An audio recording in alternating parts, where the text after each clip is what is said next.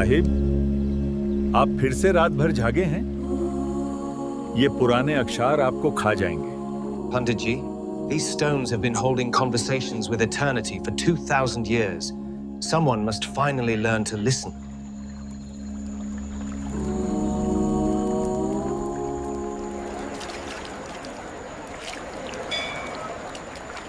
What king are you? What empire did you rule? What message did you carve for immortality?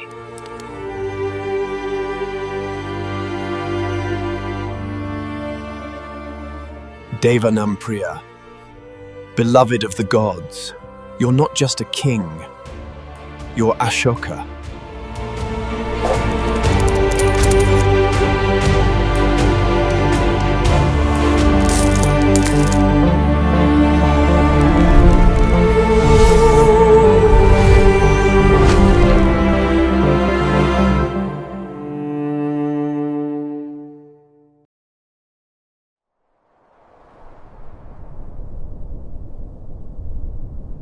In London, as winter fog wrapped the counting houses of empire, fortunes collapsed like ancient ruins.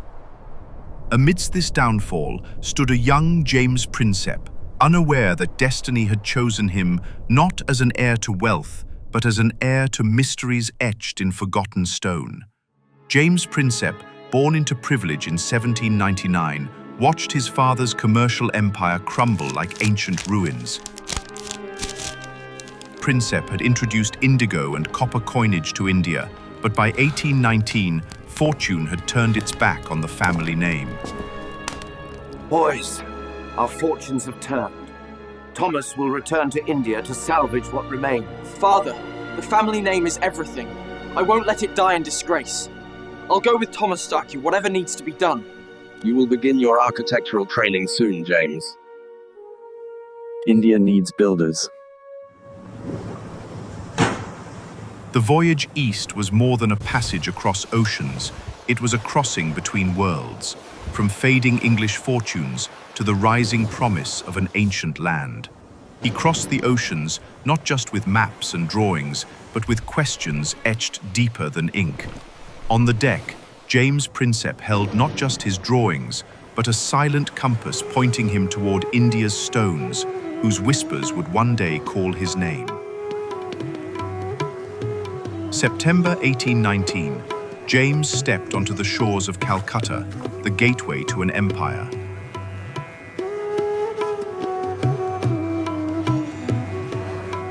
The city was alive with commerce, but his journey would not pause there.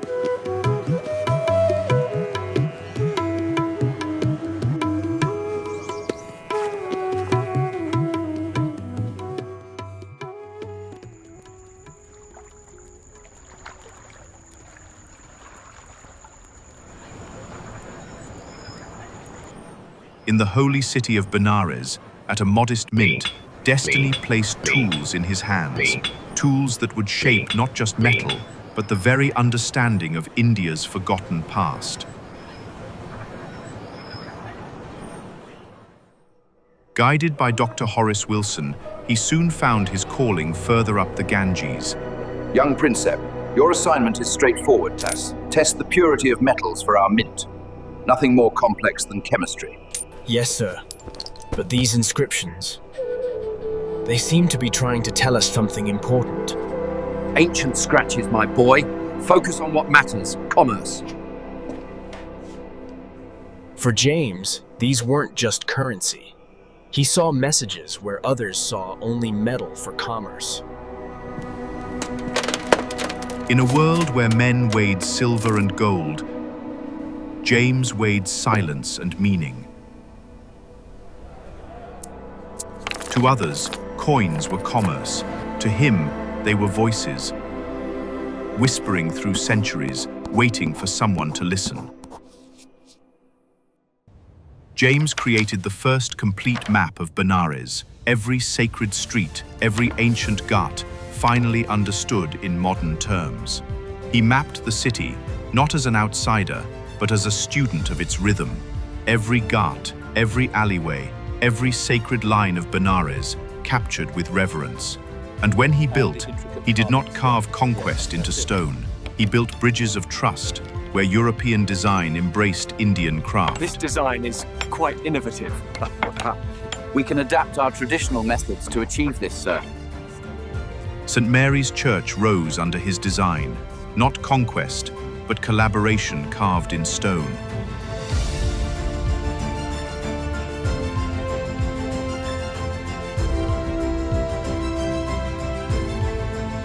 In the heart of Bihar flowed a river both feared and revered, the Karmanasa, the destroyer of virtue.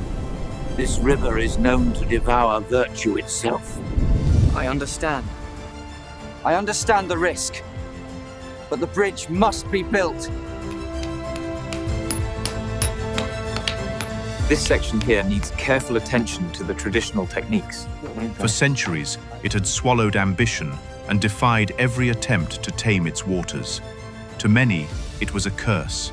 To James, it was a challenge written by nature herself. It was here, over the cursed waters of the Karmanasa, that James Prinsep dared the impossible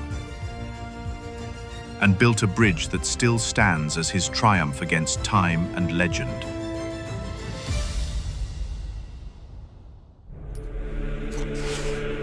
Every brick he laid, every map he drew, was rehearsal for the true performance. For beneath India's soil lay riddles older than memory, coins that bore two tongues, two worlds etched on a single face. They were not mere relics, they were puzzles, waiting for a mind patient enough to listen. One side proclaimed Basileus Apollodotus in perfect Greek. The other carried the same royal name in characters that looked like prayers written in reeds. Night after night, James became history's greatest detective. Same coin, two scripts, same king. If each Greek letter had a mysterious twin.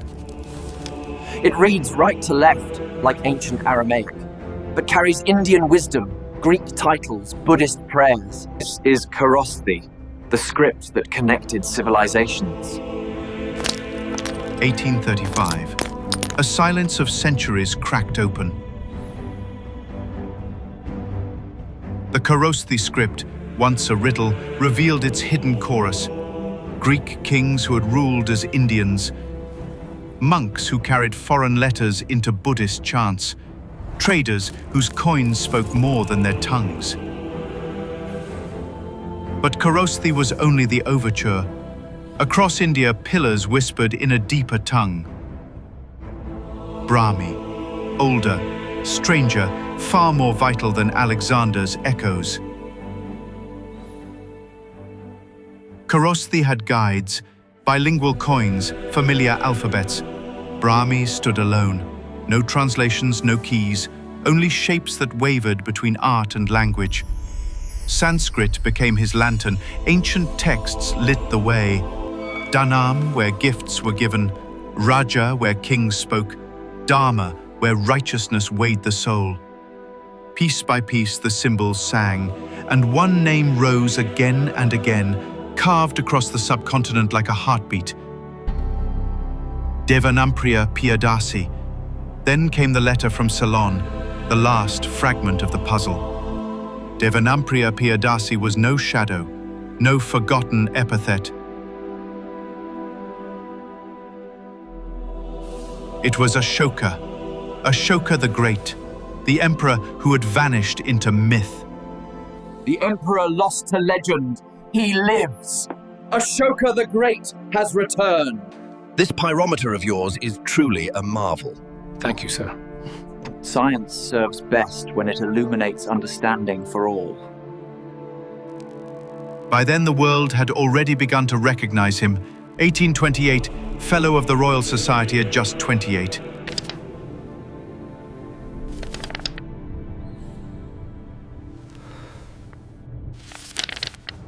(1832), Secretary of the Asiatic Society, his journal becoming a bridge between continents. To some, he was the scientist who built the pyrometer. To others, the scholar who gave India its past back. Sahib, आपने हमारे महान सम्राट को हमें लौटा दिया है. आपके काम से अशोक का धर्म चक्र फिर से घूमता है। ये हम सबका है पंडित जी। पूरब और पश्चिम, हिंदू और ईसाई क्याल, ये शानदार विरासत हम साझा करते हैं।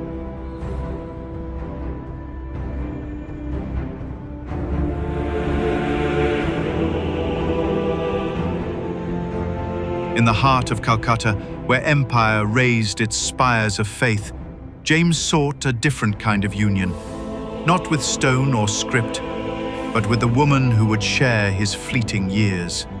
In April 1835, within Calcutta's cathedral, he found joy with Harriet Sophia Aubert. A fleeting sanctuary against the encroaching shadows. But history is never generous. Even as the stones spoke, his body began to fail. Yet the call of undeciphered words never rested. His heart belonged to scripts older than memory. I must go. I must return to England, my dear.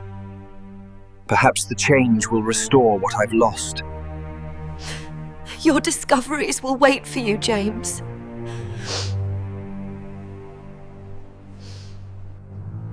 Or will time claim what I've left unfinished?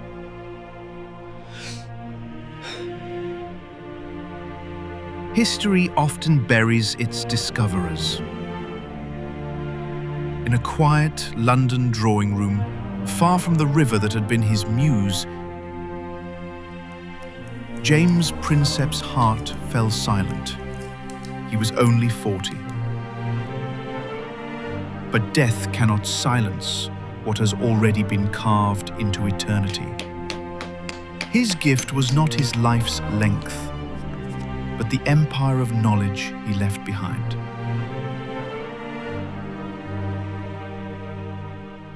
On Calcutta's sacred waters, they built him a monument, Prinsep Ghat, not mere stone and mortar, but a testament to how one mind could illuminate millennia. Today, schoolchildren know of Ashoka the Great. India's national emblem bears the lion capital James gave voice to. The Ashoka Chakra turns at the heart of the flag. All because one young Englishman refused to believe that stones could not speak. The cipher of stones broken, the silence of centuries ended, and here, upon these waters, his legacy flows on. A reminder that every mystery yields to those brave enough to listen.